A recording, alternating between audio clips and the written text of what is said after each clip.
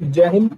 तो एक छोटा सा टॉपिक है माइनर एंड कोफैक्टर आपके डिटर्मिनेंट का। हालांकि हम इसका यूज बहुत ज्यादा कम करेंगे, इतना यूज नहीं है हमारे पास इस चीज का, लेकिन आपको पता होनी चाहिए what is minor and what is cofactor.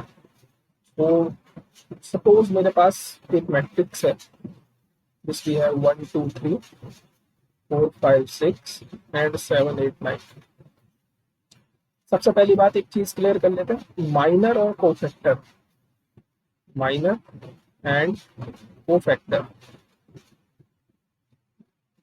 Minor and cofactor हमेशा एलिमेंटों के निकलते हैं। माइनर और कोफैक्टर हमेशा एलिमेंटों के निकलते हैं।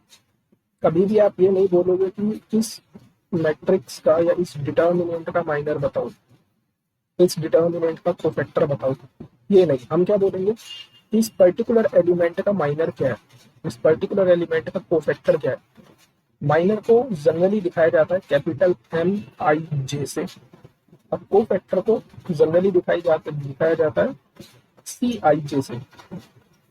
सपोज मुझे इस 5 का, सबसे पहली बात तो इसको मैट्रिक्स में इसको डिटर्मिनेंट लिख लो, ये डिटर्मिनेंट है, ठीक। और मुझे जो है, देखो आपके पास अभी 3x3 तक की मैट्रिसेस है। जब आप हायर क्लासेस में जाओगे तो मैट्रिसेस का साइज बहुत बड़ा हो जाता है। तो उस टाइम पर जैसे हम पहली रो के अलाउंग इसको एक्सपेंड कर देते हैं, तो फिर ऐसा एक्सपेंशन पॉसिबल नहीं हो पाता। तब उस टाइम पर जो साथ देता है वो देता है माइनर एंड कोफैक्टर। तो सपोज जैसे मुझे इस 2 का, इस वाले 2 का मुझे माइनर कैलकुलेट करना है। क्या का कैलकुलेट करना है? माइनर कैलकुलेट करना है।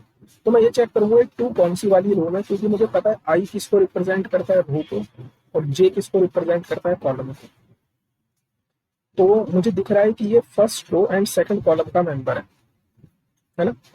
तो मैं M12 कैलकुलेट करूंगा। M12 का मतलब मैं इस second, first row and second column में जो एलिमेंट है इसका माइनर फाइंड आउट करना चाहता हूँ कि इसका माइनर क्या है।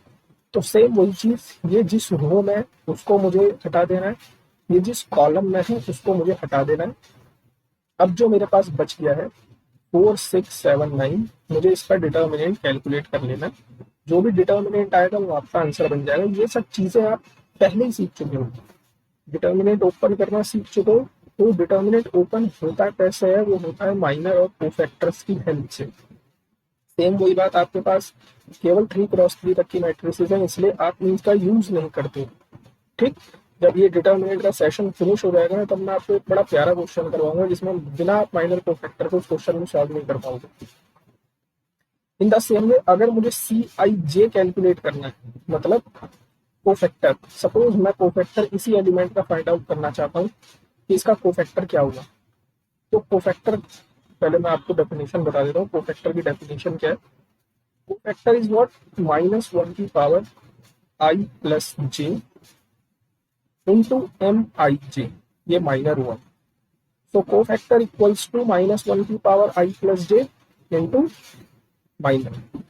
सपोज मुझे 1 2 का कैलकुलेट करना है कोफैक्टर, तो मैं क्या लिखूंगा, -1 की पावर 1 प्लस 2, आई की जगह पर 1 है, जे की जगह पर 2 है, और M12 है ना। इसको सॉल्व कर लेते हैं। This we have 36 and this we have 42। तो कितना बच गया मेरे पास, 6, ठीक, माइनस का। तो यहाँ पर कितना हो जाएगा, -1 की पावर 3 इंटू माइनस का 6। सो वी हैव प्लस का 6। आपने एक चीज नोटिस की होगी, जब भी आप, जब जैसे फर्स्ट रो के अलाउंग आप जब डिटर्मिनेंट ओपन करते हो तो आप कैसे लिखते हो, पहला एलिमेंट, फिर उसके बाद ब्रैकेट में इसका सब डिटर्मिनेंट, मतलब छोटा डिटर्मिनेंट, फिर उसके बाद आप -2 लिखते हो, है ना।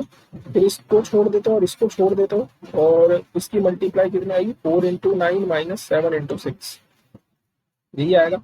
तो आप इस क्वांटिटी को ध्यान से देखो, केवल इतनी क्वांटिटी को हमने, क्योंकि माइनर और कोफैक्टर इसी एलिमेंट का निकाला है, तो आप इस क्वांटिटी को ध्यान से अगर देख पा रहे हो, तो ये जो आपने कैलकुलेट किया है ये यही चीज है। आप इसको चेक करके देखो, जितना इतना जो हिस्सा निकला है आपका, इसको अगर आप सॉल्व करोगे, so this is nothing but M12, ये माइनर है, 4 into 9 माइनस का 7 into 6, ये क्या है माइनर है। और जो इसका आगे माइनस का साइन लगा हुआ है ना, माइनस का साइन, ये कोफैक्टर की वजह से आया है। -1 की पावर 3 कितना होगा, -1। सो ये जो -1 आया है आपका, ये किसकी वजह से आया है, ये आपका कोफैक्टर की वजह से आया है। तो हम जो कहते नहीं है कि पहला वाला पॉजिटिव, दूसरा वाला नेगेटिव एंड थर्ड वाला फिर से पॉजिटिव, तो किसकी वजह से लिखते हैं हम, इस कोफैक्टर की वजह से। क्यों, आप जैसे इस थर्ड वाले का M13 का जब आप कोफैक्टर कैलकुलेट करने जाओगे तो आप क्या लिखोगे, -1 की पावर 1 + 3 इंटू M13। सो -1 की पावर 4 और M13 कितना हो जाएगा, ये कॉलम गया और ये हो गई। सो 8 4 जो 4 5 7 8 ये बचेगा मेरे पास, है ना माइनस।